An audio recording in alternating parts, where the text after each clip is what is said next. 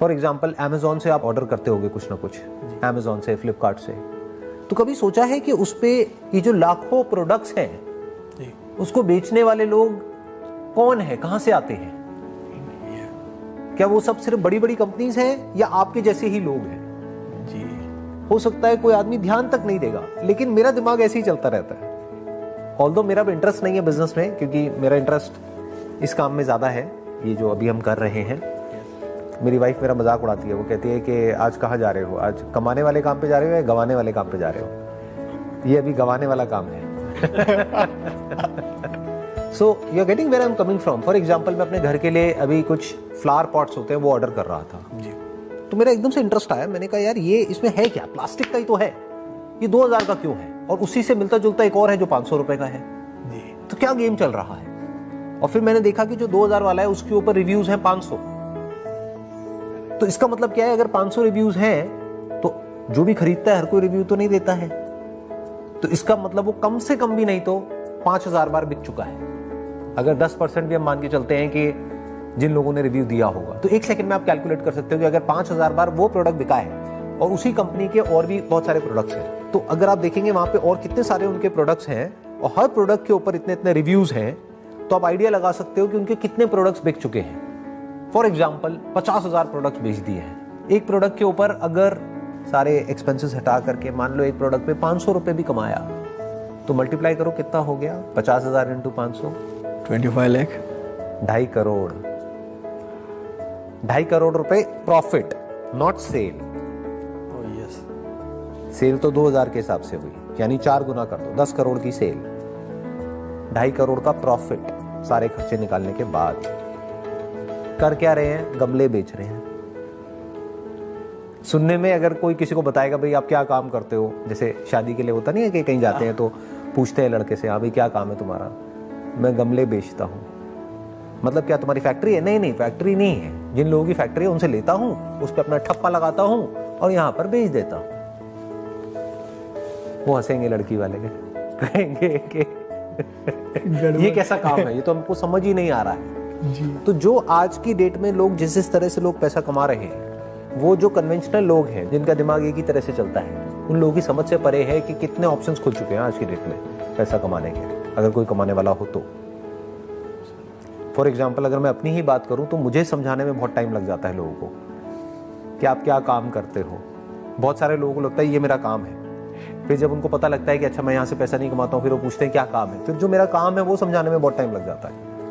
अच्छा stock photography क्या होती है, वो क्या होता है, ऐसे क्या होता है, वैसे क्या होता है, अच्छा ऐसा भी होता है, तो लोगों को पता ही नहीं है। और मेरे जैसे और हजारों एंटरप्रेन्योर्स हैं इंडिया में, वर्ल्ड की बात करी जाए तो लाखों हैं जो अलग अलग फील्ड में अलग अलग काम कर रहे हैं। तो कहने का मतलब क्या है कि दिमाग ऐसे चलना चाहिए, कि आपका दिमाग ऐसे चलना चाहिए कि एग्जैक्टली आपको समझ आना चाहिए कि कौन बंदा क्या कर रहा है और किस लेवल पे कर रहा है। वहां से दिमाग खुलने लग जाता है, वहां से चीजें समझ आने लग जाती है। That is the beginning of entrepreneurship. जो सर नॉर्मल ट्रेंड है, कोई भी बिजनेस अगर शॉप खोल रहे हैं शायद हम, तो ऐसा होता है कि ओपनिंग के डे पे जो भी रिलेटिव्स है, फ्रेंड्स है, वो लोग आएंगे, हम ओपनिंग रखेंगे और फर्स्ट टाइम उन लोगों ने शर्म में या just to make us feel good वो लोग खरीद लेते हैं।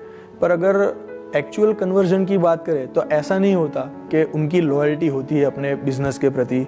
तो उसी दिन का अगर हमको टारगेट रखना है कि शायद मेरी ग्रोसरी का शॉप है फॉर एग्जांपल, और मुझे उस दिन 50,000 का तो सेल्स करना ही है, तो how to be prepared to just reach the sales target on the opening day. आप अपने रिलेटिव्स के बेस पे या फ्रेंड्स के बेस पे या जिन लोगों को भी आप जानते हो उसके बेस पर कोई बिजनेस नहीं कर सकते। एब्सोल्युटली। इनफैक्ट वो लोग आपको बिजनेस में आगे नहीं बढ़ाते हैं बल्कि रोकते हैं। मैं ठीक कह रहा हूँ, गलत कह रहा हूँ? Spot on sir. या उनका काम क्या होता है कि जैसे जो रिश्तेदार होते हैं, जो रिलेटिव्स होते हैं और होते हैं, वो आ करके अपने कमेंट्स दे करके चले जाएंगे आपके घर वालों को। हो सकता है आपको भी ना डायरेक्टली बोले, बट आपके फादर के माइंड में कुछ डाल के चले जाएं, कह रहे ये क्या काम करवा दिया, ये कोई काम है करने वाला, इसमें कुछ नहीं होने वाला। अरे हमारा वो था, उसने भी ऐसे ही किया था, उसका कुछ नहीं हुआ, इसका भी कुछ नहीं होगा। तो उनका क्या काम है? काम खराब करना। तो आप गलत तरह से सोच रहे हो as far as marketing your business is concerned. Okay जी। आपकी विजन ये नहीं होनी चाहिए कि मेरे को एक ही दिन में 50,000 की सेल निकालनी है। एक दिन में चाहे कुछ भी सेल नहीं निकली क्या फर्क पड़ता है, एक हफ्ते में कुछ नहीं निकली क्या फर्क पड़ता है। मेन है कि अगले एक महीने में या एक साल में आप क्या करने वाले हो, दैट इज इंपॉर्टेंट। ये अगले 2 साल में क्या करने वाले हो, 3 साल में या 5 साल में, अगर आपका कोई लॉन्ग टर्म प्लान है तो, लॉन्ग टर्म विजन है तो जी। अब वो कैसे होगा, वो रिलेटिव्स के बेस पे तो होगा नहीं, क्योंकि आपकी तरक्की देख करके उनको कौन सा मजा आने वाला है। सोचने वाली बात है। अगर आपके घर में जो गाड़ी खड़ी है वो उनकी गाड़ी से बड़ी है तो उनको खुशी होगी या उनको दुख होगा, अंदर ही अंदर जेलसी होगी, क्योंकि जेलसी हमेशा हमको अपनों से होती है, परायों से थोड़ी होती है जी। आपको मेरे से जेलसी होती है क्या? नहीं होती, बट यही मैं आपका सगा भाई हूं तो होगी या नहीं होगी?